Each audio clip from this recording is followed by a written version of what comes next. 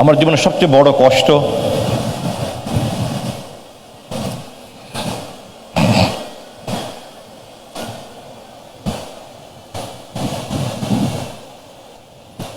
আমার মা।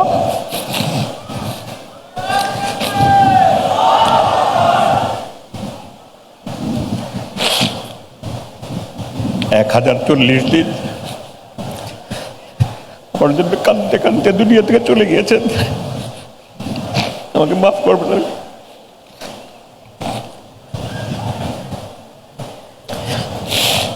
আমি মায়ের কথা আবেগ ধরে রাখতে পারি না। আমার মা ছিল না। আমার মা আমার জীবনের শ্রেষ্ঠ বন্ধু ছিল। আমার ক্ষমা করবেন। এটা আমার জীবনের সবচেয়ে বড় কষ্ট, আমার জীবনের সবচেয়ে বড় দুঃখ। আমি এই জুলাই বিপ্লবের অংশীদার হতে পারলাম না। এমন একটা বিপ্লব পৃথিবীর ইতিহাসে যার নজির নেই। এমন কোনো বয়সের, এমন কোনো শ্রেণী পেশার মানুষ ছিল না যারা এই বিপ্লবে অংশগ্রহণ করেনি। আমি আবারও জুলাই বিপ্লবে যারা অংশগ্রহণ করেছে সবাইকে সেলুট জানাচ্ছি। আপনাদের কারণে দেশ জাতি আজকে ফ্যাসিবাদ মুক্ত হয়েছে। আপনাদের কারণে আমি প্রায় 70,000 ঘন্টা পরে আমি আর আরমান মুক্ত বাতাসে নিঃশ্বাস নিতে পেরেছি।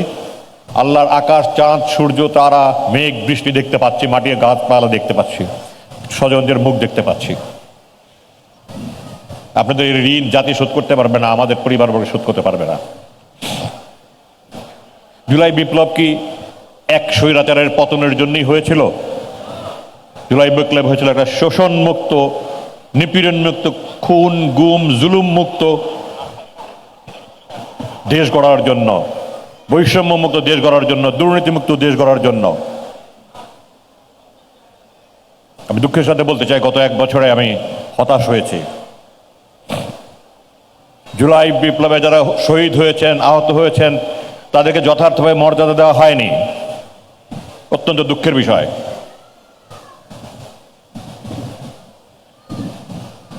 আমি মুক্তির পরে 3রা সেপ্টেম্বর হাসপাতালের থেকে একটা প্রেস ব্রিফিং করেছি, আপনারা হয়তো অনেকে শুনেছেন। আমি সেদিন দাবি করেছিলাম, আমি যেখানেই কথা বলি দাবি করি, এই জুলাই বিপ্লবে যারা ত্যাগ করেছেন, নিজেদের জীবন বিসর্জন দিয়েছেন, জীবনের ঝুঁকি নিয়ে যুদ্ধ করেছে, তাদেরকে রাষ্ট্রীয় স্বীকৃতি না দেওয়া মানে এই বিপ্লবের প্রতি বেইমানি করা। 1971 সালে যুদ্ধ করেছিল, শুরু করেছিল প্রথমে সেনাবাহিনী, তারপরে বিভিন্ন বাহিনী, এরপরে ছাত্র জনতা। তারা প্রশিক্ষণ নিয়েছে, তারা অস্ত্র হাতে নিয়েছে, তারপরে তারা গেরিলা যুদ্ধ করেছে লুকিয়ে লুকিয়ে, সম্মুখ সবার খুব কম করেছে। এই প্রজন্মের মুক্তিযোদ্ধারা কোনো প্রশিক্ষণ নেই, কোনো অস্ত্র নেই, অস্ত্রের মুখে খালি হাতে বুক পেতে দিয়েছে। যারা এদের স্বীকৃতি খাটো করে দেখে, আমি মনে করি তারা দেশের প্রতি, জুলাই বিপ্লবের প্রতি তারা অত্যন্ত বেইমানি করছে। আমি সেদিন দাবি করেছি, বারবার দাবি করছি, আজকে আপনাদের সামনে বলতে চাই, 71 সালের মুক্তিযোদ্ধাদের প্রতি শ্রদ্ধা জানিয়ে বলতে চাই, সেই দিনের মুক্তিযোদ্ধাদের যদি বিভিন্ন রকমের সাহসিকতার জন্য বীর শ্রেষ্ঠ, বীর বিক্রম, বীর উত্তম, বীর প্রতীক খেতাব দেওয়া হয়ে থাকে, আজকের মুক্তিযোদ্ধাদের দিতে হবে। না দেওয়া হলে তাদের সাথে বেইমানি করা হবে।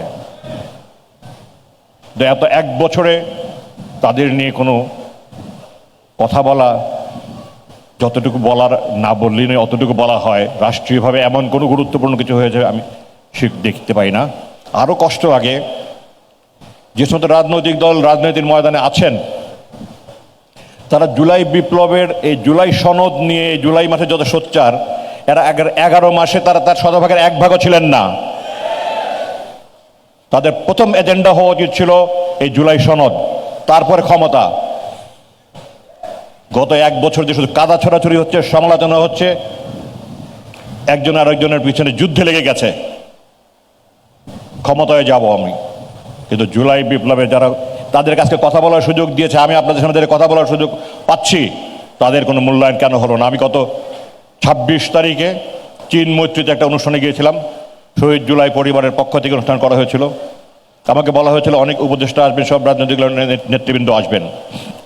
তারা আসুক না আসুক, তারা দাওয়াত দিয়েছে, তাদের প্রতি আমার আবেগ আমি দেখাতে পারবো না বুকটা কেটে, কিন্তু আমি গিয়েছি। ওখানে শুধুমাত্র ডক্টর শফিকুর রহমান সাহেব, জামাতের আমির এসেছিলেন, জামাতের আরও কয়েকজন নেতা এসেছিলেন, এবি পার্টির মুজিবুর রহমান মঞ্জু এসেছিলেন, আর কোনো রাজনৈতিক দলের নেতাকে আমি দেখিনি, কোনো উপদেষ্টাকে দেখিনি। এবং ওখানে আমি জুলাই যোদ্ধাদের বাবা, স্ত্রী, মাদেরকে কাঁদতে কাঁদতে আহাজারি করতে দেখেছি যে আমাদের সন্তানদের, আমাদের স্বামীদের রক্তের উপরে যারা আজকে ক্ষমতায়, তারা কোথায় এখানে? আমাদেরকে সময় দেওয়ার মতো সময় তাদের কেন নেই? আমি একজনে বলছি, আমি কথা বলতে গিয়েছি, আমাকে বলে আমার নির্বাচনী এলাকায় যেতে হবে, আমার সময় নাই। সে বলছে যে আমার রক্তের উপরে দিয়ে আপনি আজকে এই অবস্থায় আসছেন, আমার স্টেজে দাঁড়িয়ে বলছে, আর আপনি আমার জন্য সময় নিয়ে আপনি নির্বাচন নিয়ে ব্যস্ত এখন। আফসোস, এই জাতির যোগ্য নেতৃত্ব পায়নি। যারা যোগ্য ছিল, জাতি তাদেরকে মূল্যায়ন করেনি। ব্রিটিশরা এই দেশ 200 বছর শাসন করেছে ডিভাইড অ্যান্ড রুল, জাতিকে বিভক্ত করো, শাসন করো। তারা হিন্দু মুসলমান বিভেদ করেছিল, সে একই পলিসি ভারতীয়রা ধারণ করেছে, এবং তারা 1947 দেশ বিভাগের পর থেকে সেটা শুরু করেছে।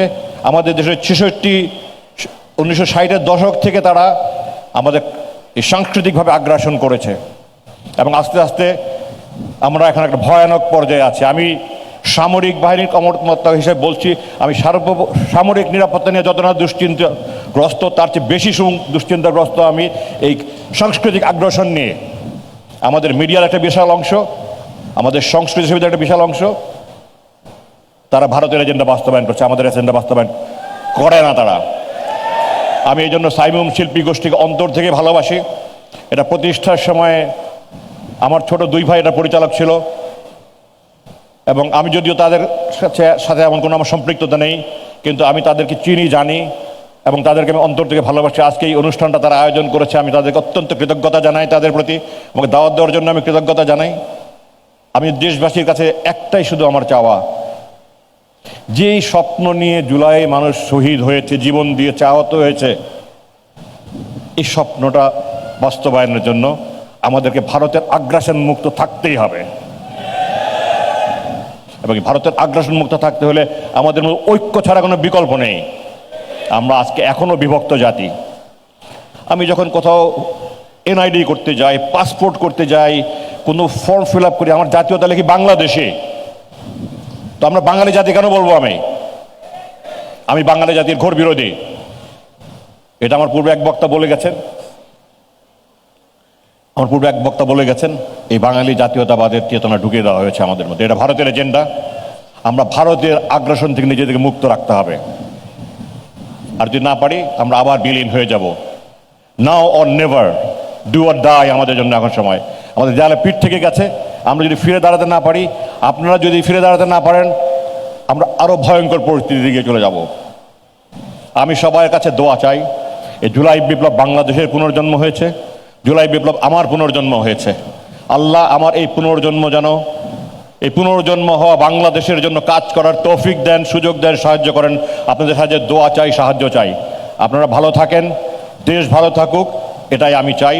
আল্লাহ আমাকে যতদিন হায়াত দিয়েছেন, আল্লাহ যেন আমাকে শক্ত, সক্ষম, সচল, কর্মক্ষম রাখেন, এবং দেশে জাতির কল্যাণের জন্য আমাকে নিজেকে নিয়োজিত করতে পারি। আপনার কাছে এই দোয়া চাই। দেশের সুন্দর, শান্তিপূর্ণ, সমৃদ্ধশালী, সুখী বাংলাদেশের কল্পনা দেখি, ওটা যেন মৃত্যুর আগে দেখে যেতে পারি। আপনারা সবাই দোয়া করেন। আমি আল্লাহর ঘরে দোয়া করেছি, বারবার দোয়া করছি, নিয়ত দোয়া করছি। আল্লাহ আমাদের সবাইকে সুখে শান্তিতে রাখুক, আমরা মাথা উঁচু করে দুনিয়াতে দাঁড়াই, এই আমার কামনা। আমি আবার এই আয়োজকদেরকে এবং যারা এখানে উপস্থিত আছেন সবাইকে অনেক অনেক ধন্যবাদ জানিয়ে আমার বক্তব্য শেষ করছি। আসসালামু আলাইকুম রহমতুল্লাহি ওয়া বারাকাতুহু।